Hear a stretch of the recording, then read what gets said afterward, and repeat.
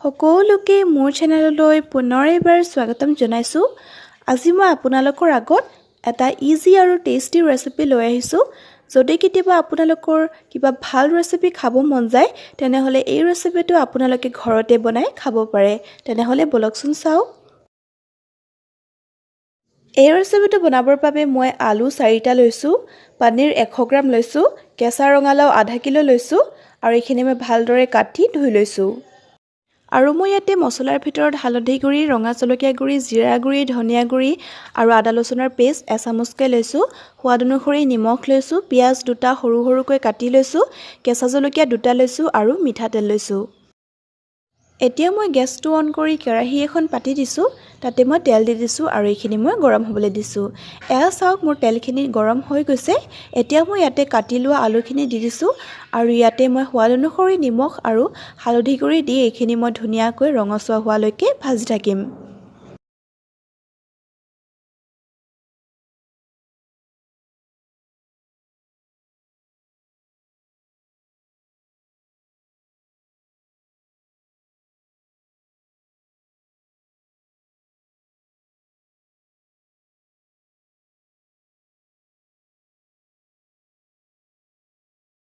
এয়া চাওক অলপ সময়ৰ পাছতেই আমাৰ আলুখিনি ধুনীয়াকৈ ৰঙচুৱা হৈ গৈছে। এতিয়া মই এইখিনি এটা বাচনত উলিয়াই থৈ দিছোঁ। এতিয়া মই একেখিনি তেলতে কাটি ৰখা পনীৰখিনি দি দিছোঁ আৰু মই ইয়াতে সোৱাদ অনুসৰি নিমখ আৰু হালধি গুড়ি দি এইখিনিও মই ধুনীয়াকৈ ৰঙচুৱা হোৱালৈকে ভাজি ল'ম। পনীৰখিনি নেভাজিলেও একো কথা নাই, কিন্তু পনীৰখিনি ভাজি ল'লে চব্জিখন খাই বেছি ভাল লাগে।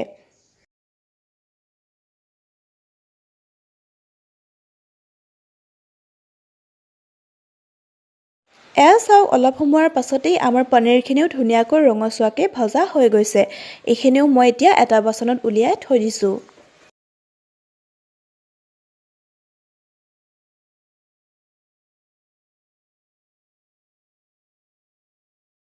এতিয়া মই ইয়াতে আৰু অলপমান তেল দি দিছোঁ। তাৰপিছত তেলখিনি গৰম হোৱাত মই একেই ধৰণে ৰঙালাওখিনিও ভাজি ল'ম।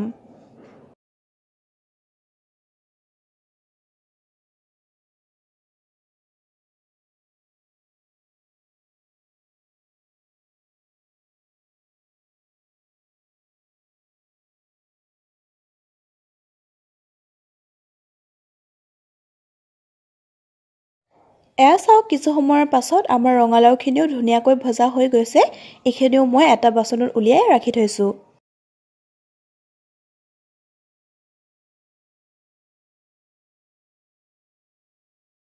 তাৰে পাছত মই একেইখিনি তেলতে কাটি ৰখা পিঁয়াজ আৰু কেঁচা জলকীয়া 2টা দি দিছোঁ।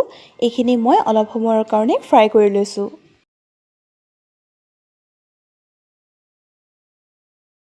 অলপ সময়ৰ কাৰণে ফ্ৰাই কৰি লোৱাৰ পাছত ইয়াতে মই এচামুচ আদা লচুনৰ পেষ্ট দিছোঁ। তাৰে পাছত মই হালধি গুড়ি, জিৰা গুড়ি আৰু ৰঙা জলকীয়া গুড়ি দি এইখিনি মই ধুনীয়াকৈ মিহলাই দিছোঁ।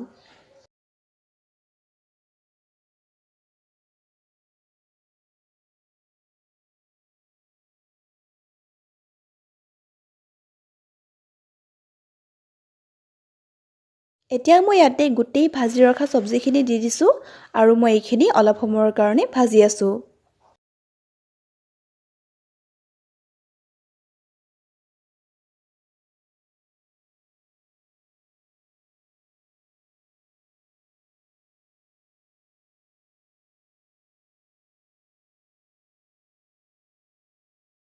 চব্জিখিনি অলপ সময়ৰ কাৰণে ভাজি লোৱাৰ পাছত মই ইয়াতে এতিয়া এগিলাচ গৰম পানী দি দিছোঁ।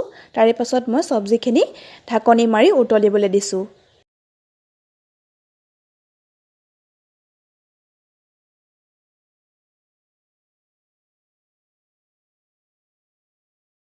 এয়া চাওক অলপ সময়ৰ পাছত আমাৰ চব্জিখিনি ধুনীয়াকৈ সিজি আহিছে। এতিয়া মই ইয়াতে 1 কাপ গাখীৰ দি দিছোঁ।